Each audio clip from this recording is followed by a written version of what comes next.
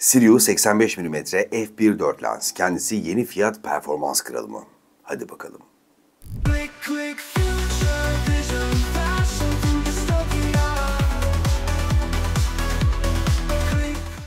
Selam arkadaşlar. Bu lens ilk duyurulduğuna çok heyecanlanmıştım. Çünkü Sony ekosistemine geçtikten sonra bir 85 mm lens açığım vardı zaten. Sonra Sirius bu lensi hem Türkiye'de hem de yurt dışında bazı fotoğrafçılara gönderdi ve onlardan denemelerini ve ön inceleme videoları çekmelerini istedi. Muhtemelen ben öyle düşünüyorum. Bütün fotoğrafçılar fix olarak şunu söylüyordu. Bu lens Sony G Master serisinin 85 mm f1.4 lensinden daha keskin ve daha performanslı olduğunu dile getiriyorlardı. İşte chromatic aberration olsun, renk dengesi olsun, renk doğruluğu olsun daha iyi olduğunu söylüyorlardı. Hatta ve hatta Sony G Master serisinin 85-1.4 Mark II versiyonuna da performans olarak çok yaklaştığını söylüyorlardı. İşte bunu duyunca dedim ki aha.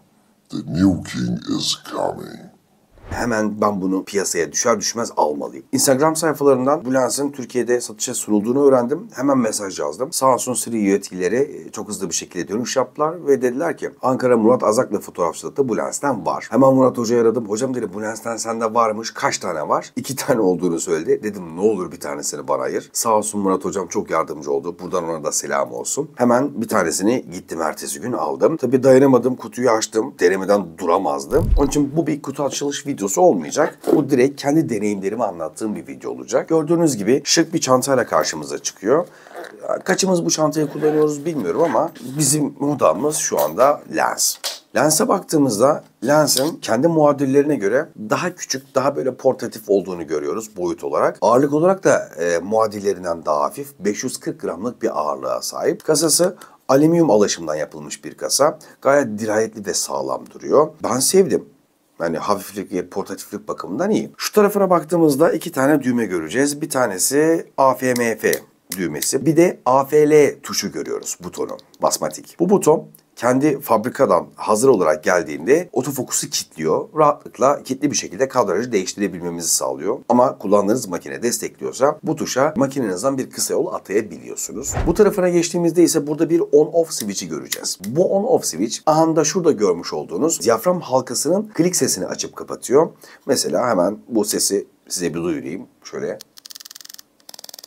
Çok tatlı bir ses değil mi?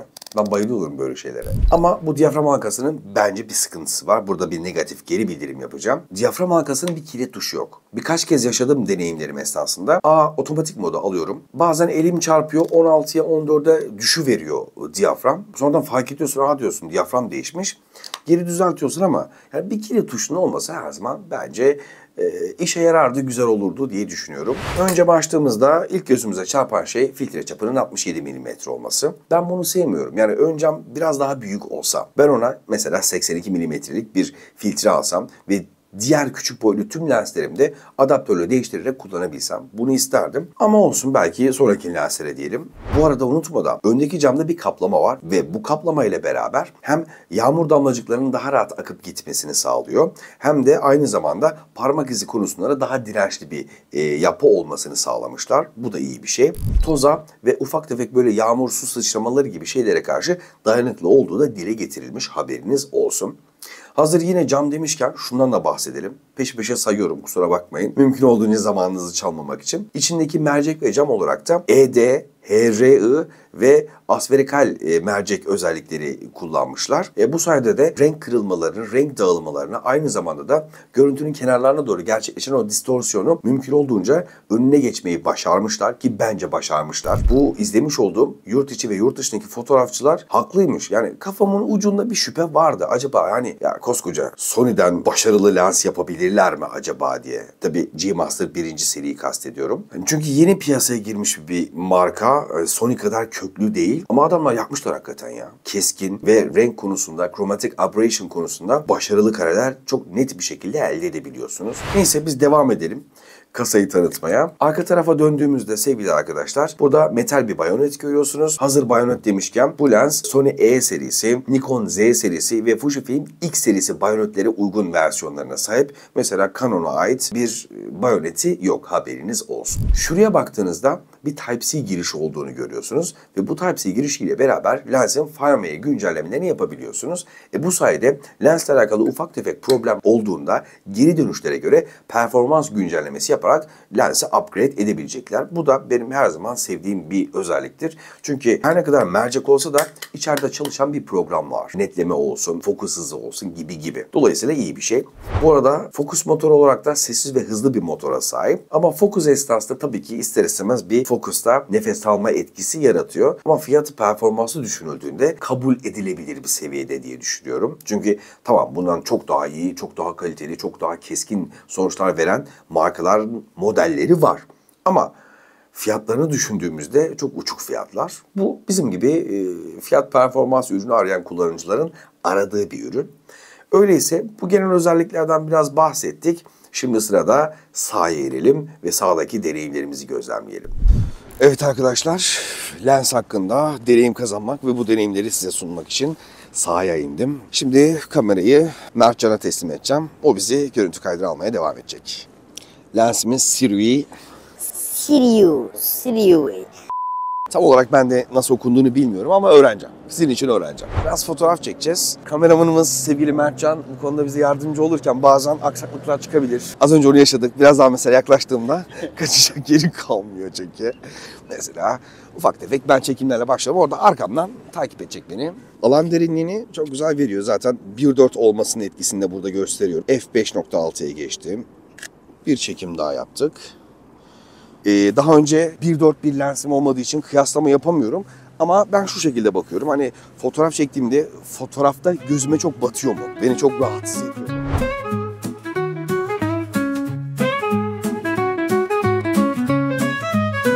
The leaves that flutter to the ground, a golden dance without a sound. Cool breezes whisper through the trees, they tell of autumn's gentle ease. Oh, autumn's grace, hues that glow.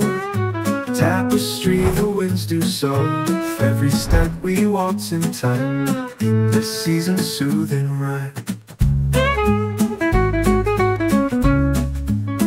The air is crisp, the sky is clear. Each moment feels like it's held dear. The peaceful calm of twilight spread as sunsets paint the sky in reds. Oh, autumn's grace, hues that glow. A tapestry, the winds do so. With every step we waltz in time, this season's soothing rhyme. The air is crisp, the sky is clear. Each moment feels like it's held dear. The peaceful calm of twilight spread as sunsets paint the sky in reds. Oh, autumn's grace and hues that glow. A tapestry, the winds do so. With every step we waltz in time, in this season's soothing rhyme.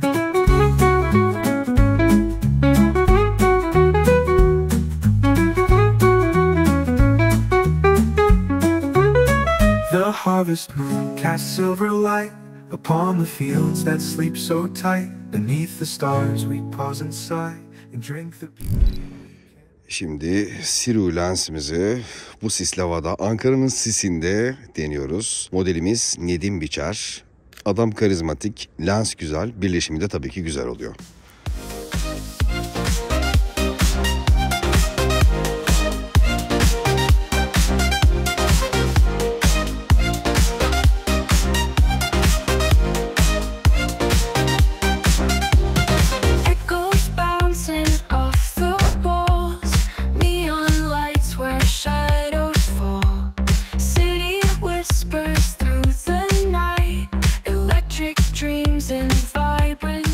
Evet gördünüz, ben elde ettiğim deneyimlere göre gayet anlatıldığı gibi keskin, net, hızlı, kromatik aberration konusunda başarılı ve aynı zamanda dağılma konusunda da ellerinden gelen her şeyi yaptıklarını görüyorum. Aynı zamanda video çekimlerine de kendim kullanabilirim diye düşünüyorum. Ufak tefek böyle ürün çekimlerini veya detay alırken çok işe yarayacağına inanıyorum ki onları da deneyeceğim ilerleyen süreçte. Ve fiyatlarına baktığımızda mesela Sony G Master 85-1.4 lensin fiyatı. Yine Sony G Master 85 mm f1.4 Mark II'nin fiyatı. Sigma 85 mm f1.4'ün fiyatı ve Sirius 85 mm Aurora f1.4'ün fiyatı. Şimdi fiyatları gördünüz. Bu fiyatlara baktığımızda sevgili arkadaşlar net bir şekilde kendisi bir fiyat performans ürünü ve bu konuda benim gözümde kral. Sizi bilemem. Yani fikirler değişken olabilir, deneyimler değişken olabilir ama benim ihtiyaçlarım kapsamında bu bildiğimiz piyasanın 85F14 arasında yeni kral geldi. Sirio yine yeni bir fiyat performans kralı yapana kadar kralım benim bu. Sık sık kullanacağım. Bu lens hakkında sorularınız olursa mümkün olduğunca hızlı bir şekilde cevaplamaya çalışacağım. Hatta bazı sorularınızı Reels ve Short tarzında kısa videolar çekerek de cevaplayabilirim. Ama sizden de bana yardımınızı esirgememenizi istiyorum. Yani bir beğeni tuşu, bir takip tuşu, güzel bir eleştirel de olsa olumlu yönde bir yorum ve aynı zamanda da zili açmayı unutmazsanız da çok sevinirim. Kendinize dikkat edin, hoşça kalın. Işığınız bol olsun. Click, click.